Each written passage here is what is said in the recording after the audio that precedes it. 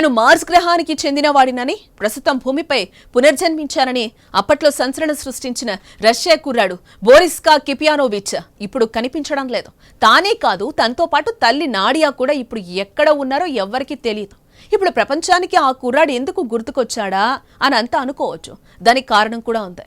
అప్పుడెప్పుడో సదరు బోరిస్ వెల్లడించిన మార్స్ గ్రహం తాలూకా వివరాలు ఇప్పుడు నాసా ఎంతో ఖర్చు చేసి కష్టపడి తెలుసుకుంటున్న విషయాలతో సరిపోలుతున్నాయి. దీంతో ఆ కుర్రాడు ఏం చెప్పాడు అన్న విషయాలు ఇప్పుడు చర్చనీయాంశంగా మారాయి. అంగారకుడిపై నాగరికత అభివృద్ధి చెందిన మానవ జాతి ఉందని, అందులో తాను ఒక్కడని అప్పట్లో తెలియచేశాడు బోరిస్. తాను మార్స్పై 15 సంవత్సరాల వయసులో ఉన్న సమయంలో భూమిని ఫ్లయింగ్ సాసర్ ద్వారా విజిట్ చేశానని అన్నాడు. ఆపై తమ గ్రహంపై 2 వర్గాల మధ్య జరిగిన యుద్ధంలో ప్రమాదకరమైన అణుబాంబుల వినియోగం జరిగిందని, దాంతో గ్రహం ఆవాస యోగ్యత కోల్పోయిందని చెప్పాడు. ఇప్పటికీ అక్కడి భూపరితలం కింద గుహల్లో తమ వారు జీవిస్తున్నారని చెప్పిన మాటలను ఎవరు నమ్మలేదు. అయితే రష్యాకు చెందిన ఓ కుర్రాడు ఏదో పుక్కిట పురాణం చెబుతుంటే నమ్మడమేంటని అంతా అనుకున్నారు. మార్స్ గ్రహంపై ఆక్సిజన్ శాతం తక్కువని, పూర్తి స్థాయిలో కార్బన్ డయాక్సైడ్ ఉంటుందని చెప్పాడు. తాము దాన్నే శ్వాసించే శారీరక వ్యవస్థ కలిగి ఉన్నామని చెప్పాడు. 7 అడుగుల ఎత్తుతో 35 సంవత్సరాల వరకు పెరిగిన మార్స్ మనుషులు అక్కడి నుంచి మరణం లేకుండా ఉంటారంటాడు బోరిస్. పైగా అక్కడి వారికి ఫ్లయింగ్ సాసర్లతో అంతరిక్ష యాత్రలు నిర్వహించడం సర్వసాధారణమని అన్నాడు. తాను సైతం అలాంటి ఓ యూఎఫ్ఓ సాయంతో భూమిని సందర్శించిన విషయం ప్రస్తావించాడు. అయితే అదంతా గత జన్మలో అనడంతో ఎవరూ నమ్మలేకపోయారు. గత జన్మలో భూమిని సందర్శించిన ప్రాంతం పేరు కూడా తెలిపాడు. అది భారత దక్షిణ భాగంతో కలిసి ఉన్న ఓ దీవిలా ఉండేదని గుర్తు చేసుకున్నాడు. అక్కడ అత్యంత నాగరికులైన ప్రజలు నివసించేవారని తెలిపాడు. అంతేకాదు, తన పర్యటనలో స్పింక్స్ అనే పిరమిడ్ ను కూడా చూశానని చెప్పాడు. ఆకాశాన్ని అంటేలా కనిపించే పిరమిడ్ చెవి కింది భాగంలో తలుపు ఉంటుందని, అందులోంచి ప్రవేశిస్తే లోపల విశాలమైన హాలులో బ్రహ్మాండమైన లైబ్రరీ ఉందని అన్నాడు. అవిగాన్ చదివితే ప్రపంచం రూపురేఖలే మారిపోయే విజ్ఞానం దాగుందని వివరించాడు. అయితే ఈ వివరాలన్నీ పుక్కిట పురాణాలు కాదు, నేరుగా ఓ టీవీ ఛానల్కి ఇచ్చిన సుదీర్ఘమైన ఇంటర్వ్యూలో తెలిపాడు. బోరిస్కాను షార్ట్గా బోరిస్ అని వ్యవహరిస్తున్నారు. అతను రష్యాకు చెందిన దంపతులకు జన్మించాడు. పుట్టిన 2 నెలలకే మాట్లాడటం ప్రారంభించడంతో తాను బిత్తరపోయానని వృత్తిపరంగా వైద్యురాలైన తల్లి నాడియా అదే ఇంటర్వ్యూలో వివరించింది. చూస్తుండగానే నెలల పిల్లాడు మాట్లాడటం అందరినీ ఆశ్చర్యానికి గురి చేసింది. తను మార్స్ గ్రహానికి చెందినవాడని, ఈ గ్రహంలో జన్మించానని చెప్పడం నమ్మశక్యం కాకుండా పోయింది. పునర్జన్మలకు సైన్స్ అంగీకరించదు. అయితే తనకు ఏ మాత్రం పరిచయం లేని విషయాలను కూడా అనర్గళంగా వివరిస్తూ ఉండడం మాత్రం అనుమానాలను రేకెత్తించేలా చేసింది. నిజానికి ఇతర గ్రహాల్లో జీవం ఉందో లేదో ఎవరికీ తెలియదు. విశాల విశ్వాంతరాల్లో ఉంటే జీవం ఉండొచ్చన్న వాదనలు మాత్రమే ఉన్నాయి. అంతేకాని శాస్త్రీయంగా ఆధారాలైతే లేవు. ఇప్పటికీ మానవాళికి ఈ విషయంపై స్పష్టత లేదు. గ్రహాంతరవాసుల విషయాలపై ప్రశ్నలకు సమాధానాలు దొరకవు. కొందరు మాత్రం సుదూర అంతరిక్షంలో బుద్ధిజీవులు ఉండుంటారని ఊహిస్తున్నారు. అంతవరకే మన గ్రహం పైన మాత్రమే నీరు, ఆక్సిజన్ ఉంది కాబట్టి ఇక్కడ జీవం అభివృద్ధి చెందిందన్న వాదన కూడా సరైనది కాదని తాజా పరిశోధనలతో తేలింది. మనం ఆక్సిజన్ ద్వారా జీవిస్తున్నట్టే ఇతర జీవులు మనకు తెలియని మరో మాధ్యమంతో జీవించే అవకాశాలు లేకపోలేదు. సముద్రంలో 10,000 అడుగుల లోతులో జీవించే జలచరాలు అందుకు ప్రత్యక్ష ఉదాహరణగా నిలుస్తాయి. అంటే రష్యా కుర్రాడు చెప్పిన పలు విషయాలు నిజమేమో అన్నట్టుగా ఉండటం ఆసక్తికరంగా మారింది. ప్రస్తుతం ప్రపంచ దేశాలన్నీ మార్స్ గ్రహంపై దృష్టి పెట్టాయి. అక్కడికి మానవాళిని తరలించే విషయంపై దశాబ్దాలుగా ప్రణాళికలు రూపొందిస్తున్నారు.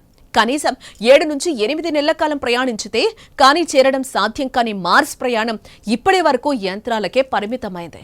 అమెరికా, చైనాలు రూపొందించిన రోవర్లు మాత్రమే మార్స్ ను కలియ తిరుగుతూ వివరాలు, డేటా రూపంలో భూమికి పంపిస్తున్నాయి. 2024 సంవత్సరంలోగా అంగారకుడిపై మానవాళికి కాలనీలు నిర్మించే ఉద్దేశంతో మొదటి ప్రయాణం జరగనుంది. ఈ నేపథ్యంలో రోవర్ల నుంచి రోజుకో కొత్త విషయం బయటపడుతోంది. అక్కడి వాతావరణం, మట్టి, నీరు, గాలి, దుమ్ము, తుఫాన్లు లాంటి విషయాల్లో వస్తున్న విలువైన సమాచారం రష్యా కుర్రాడు చెబుతున్న విషయాలతో సరిపోలడమే సంచలనంగా మారింది. బిలియన్ల కొద్దీ డాలర్ల ఖర్చుతో ఇంత తతంగం దేనికి? నేనెక్కడి నుంచి వచ్చాను, నాకన్నీ తెలుసా అని చెప్పడం విచిత్రం కాక మరేంటే? నిజానికి బోరిస్కు తల్లిదండ్రులు కానీ, టీచర్లు కానీ అంతరిక్షం గురించి ఏ విషయాలు చెప్పకపోవడం విశేషం. అయితే అదే కుర్రాడు ప్రస్తుతం తల్లి నాడియాతో సహా కనిపించడం లేదు.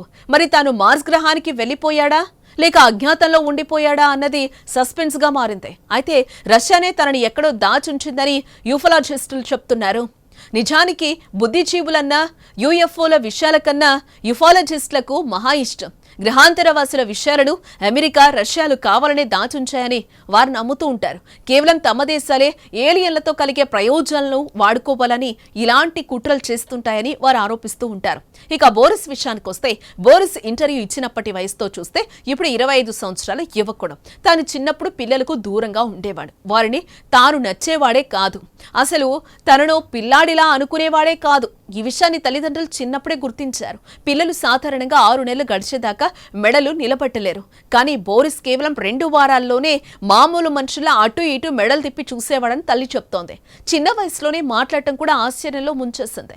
18 నెలల వయసులో రష్యన్ భాష మాట్లాడటం, రాయడం కూడా నేర్చేసుకున్నాడు.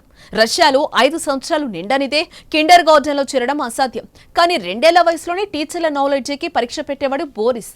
అప్పటికే అతని గురించి రష్యా మొత్తానికి తెలిసిపోయింది. తనని ఇప్పటికీ బోరిస్కా ఇండిగో బాయ్ ఫ్రమ్ మార్స్ అని పిలుస్తారు. బోరిస్ చెప్తున్న విషయాలతో ప్రపంచం నివ్వెరపోతోందని వారు అనుకునేవారు. నిజానికి అప్పట్లో ఇదే జరిగింది కూడా. కానీ ఎందుకో ఎక్కడో తాను చైల్డ్ ప్రొడిగీలా మారాడా అన్న అనుమానాలు వ్యక్తమయ్యాయి. కానీ ఇప్పుడు మాత్రం అలా అనిపించడం లేదు. తాను అసలు ఎప్పుడు వెళ్లని ప్రాంతాల గురించి పేర్లతో సహా చెబుతూ వచ్చాడు బోరిస్. పిరమిడ్లు, భారతదేశపు దక్షిణ భాగం అప్పట్లో 3 మహాసముద్రాల మధ్య ఓ ద్వీపంగా ఉండేదని, దాని పేరు లెమూరియా అనినను చెప్పడం విచిత్రమే. ఏదేమైనా బోరిస్ ను మామూలు పిల్లాళ్ల మాత్రం ఎవరు చూడలేదు. ఏదో ప్రత్యేకత ఉందని అంతా నమ్మారు. ఆ కుర్రాడి వద్ద ప్రతి ప్రశ్నకు సమాధానం రెడీగా ఉండేది. ఏమడిగినా తడుముకోకుండా ఆన్సర్ చేసేవాడు. అంత చిన్న వయసులో తన అంతరిక్షం గురించి వివరించే విధానం చూస్తే విశాల విశ్వాంతరాలకు రష్యన్ బాయ్ బోరిస్ కు ఏదో సంబంధం ఉందని అనిపించేది. బోరిస్ కు అంతరిక్షం గురించి మాట్లాడటం అంటే చాలా ఇష్టం. గంటల కొద్దీ మాట్లాడతాడు. వేరు వేరు ప్రపంచాల గురించి, విశ్వాంతరాల్లో వేరు వేరు రకాలైన జీవుల గురించి ఏదైనా సరే అనర్గళంగా మాట్లాడేస్తాడు. తనకి 7 ఏళ్ళు వచ్చేసరికి నాలెడ్జి అమాంతం పెరిగిపోవడం మొదలైంది. పుస్తకాలను చదువుతున్నాడా లేక చూస్తున్నాడా అన్నట్టుగా చదివేవాడు. ఎక్కువగా ఫిజిక్స్, స్పేస్ విషయాలనే ఇష్టపడేవాడు.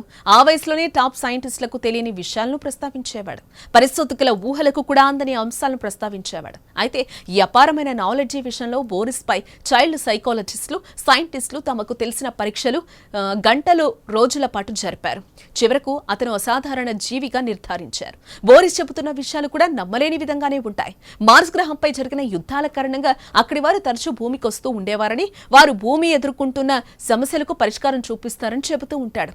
వారు ఇప్పటికీ భూమిపై ఉన్నారని నమ్మకంగా చెబుతూ ఉంటాడు. ఈ కుర్రాడి మాటలపై నాసా ఏమాత్రం ఆసక్తి చూపించలేదు. కారణం తాను పని పునర్జన్మ స్టోరీయే. జన్మలు, ఆత్మలు లాంటి విషయాలను సైన్స్ ఒక పట్టాన అంగీకరించదు. అయితే ఇన్నేళ్ల తర్వాత బోరిస్ చెప్పిన అనేక విషయాలు తమ పరిశోధన ఫలితాలతో సరిపోలుతూ ఉండడంతో అందరి ఆసక్తి బోరిస్ పై పడింది. కానీ ప్రస్తుతం మాత్రం బోరిస్కా తన తల్లితో సహా అజ్ఞాతంలో ఉన్నాడు. కొందరు యూట్యూబర్స్ తాను మాస్కోలో ఓ సీక్రెట్ ప్లేస్ లో ఉన్నానని చెబుతున్నారు. కానీ దానికి ఆధారాలు లేవు.